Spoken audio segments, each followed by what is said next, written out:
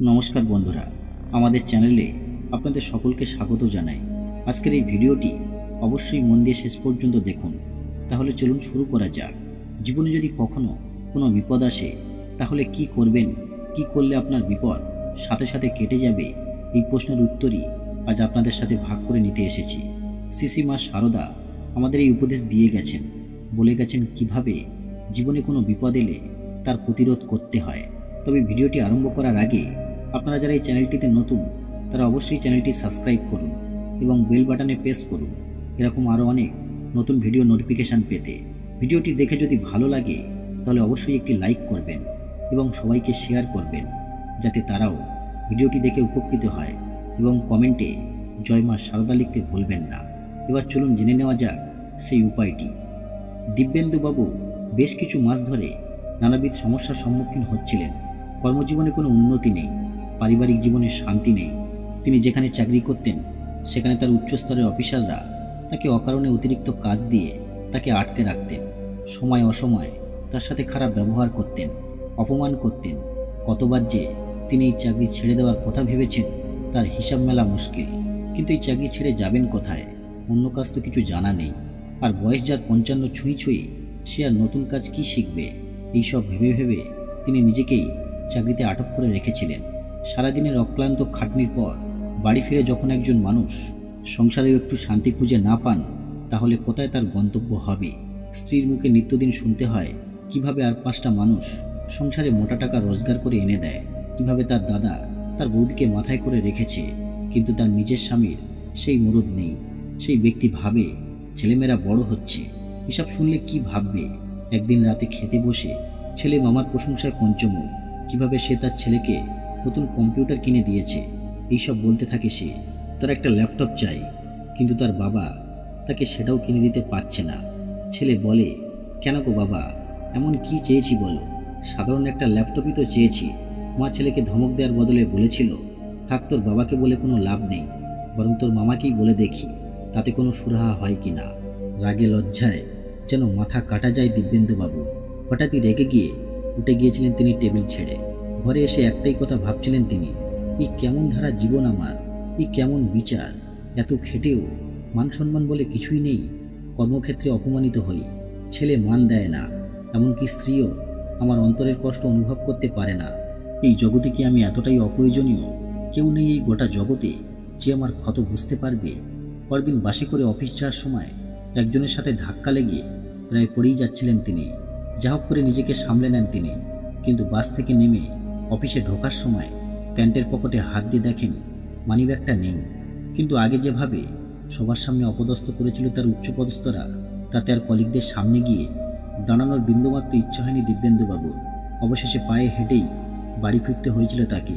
রাতে পা দুটো যেভাবে ব্যথা করছিল, দিব্যেন্দুবাবু ভেবেছিলেন সেদিন বুঝি আর ঘুম হবে না। কিন্তু বাবাকে বারবার হাঁটু ডলতে দেখে নিজে থেকে এসে পা দুটো ভালো করে টিপে দিয়েছিলেন তার মেয়ে। দিব্যেন্দুবাবু তখন তার কাছে দুঃখ প্রকাশ করেছিলেন, বলেছিলেন, হ্যাঁ রে, তোর মতো করেই যদি তোর মা আর দাদা আমার কষ্টটা বুঝতো তাহলে বোধহয় প্রাণটা জোড়াতো আমার। তুই ছাড়া আর আমায় কে বুঝবে রে মা। তার মেয়ে কথা শুনে বলে, কেন গো বাবা, তুমি শারদা মায়ের কথাটি শোনোনি? দিব্যেন্দুবাবু জিজ্ঞাসা করেন, কোন কথা রে মা, কোন কথা শুনিনি? মেয়ে বলে, দাঁড়াও বাবা, তোমায় শারদা মায়ের বইটা এনে দিই, পড়ে দেখো। মেয়ের কথায় সেদিন রাতে বসে বসে পুরো বইখানা পড়েছিলেন দিব্যেন্দুবাবু। সেই কথাগুলো শুনে তিনি উপলব্ধি করেছিলেন এক চরম সত্য। সেই উপলব্ধির সাথে সাথে যেন তার সকল দুঃখ কষ্ট সব এক নিমেষে মিলিয়ে যায়। সেদিনের পর থেকে যখনই কোনো বিপদে পড়েন আর তার মনে হয় তিনি বড্ড একা হয়ে যাচ্ছেন, তিনি সেই কথাগুলো মনে করতে থাকেন এবং ধীরে ধীরে তিনি দেখেন তার জীবনের সমস্যাগুলো কেমন এক এক করে দূর হয়ে যেতে থাকে। একদিন যখন তার উচ্চপদস্থরা তার সাথে আবারও খারাপ ব্যবহার করতে থাকে, হঠাৎই তার অন্য কলিগরা তার জন্য উঠে দাঁড়ায়। সবাই একজড়ো হয়ে দিব্যেন্দুবাবুকে সাহায্য করে। সেদিনের পর থেকে তাকে আর অকারণে হেনস্থা হতে হয়নি অফিসে। দিব্যেন্দুবাবু বাড়ি ফিরতেই ছেলে আবার ল্যাপটপ নিয়ে বায়না জুড়েছিল, কিন্তু তাকে অবাক করে দিয়ে তার স্ত্রী ছেলেকে বলেন, হ্যাঁ রে, তোর তো নিজের পড়াশোনা করার ঠিক ঠিকানা নেই, অথচ ল্যাপটপের জন্যে তোর বাবার মাথা খাচ্ছিস। সেই দিনের পর তার স্ত্রীর ব্যবহারে অনেকটা বদল লক্ষ্য করেছিলেন দিব্যেন্দুবাবু। মেয়ের কথা তাহলে মিলেই গেল। মা সারদা যেন রক্ষা করেছেন দিব্যেন্দু বাবুকে, তিনি সেটা ভালোভাবেই টের পান।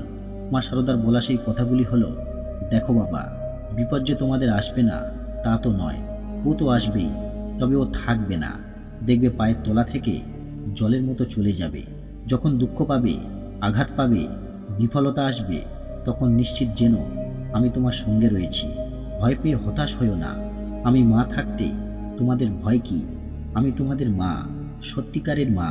আমি মা থাকতে তোমাদের কে কি করবে? যেন বিধাতারও সাধ্য নেই যে আমার সন্তানদের কোনো ক্ষতি করেন।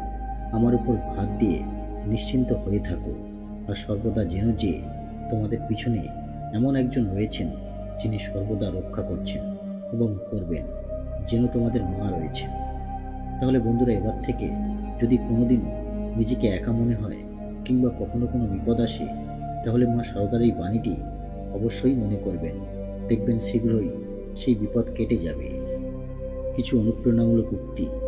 একটু ধৈর্য ধরো, পরীক্ষা এখনো চলছে, একদিন সময় নিজেই বলবে, ওঠো এবার তোমার পালা। জীবন ভবিষ্যতেও নেই, অতীতেও নেই, জীবন শুধু এই মুহূর্তে।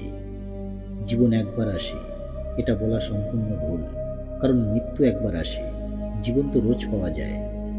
আপনি সুখী জীবন খুঁজে পাবেন না, আপনাকে এটা তৈরি করতে হবে। যখন লোকে বলে তুমি পারবে না, আর সেটা করে দেখানোটাই জীবনের সবচেয়ে বড় আনন্দ। বয়স ক্লান্ত করতে পারে না, জীবনে হোঁচট খাওয়া মানেই পতন নয়। আপনি যদি জয়ের জন্যে দৃঢ় প্রতিজ্ঞা করেন, তাহলে পরাজয়ও আপনাকে পরাজিত করতে পারবে না।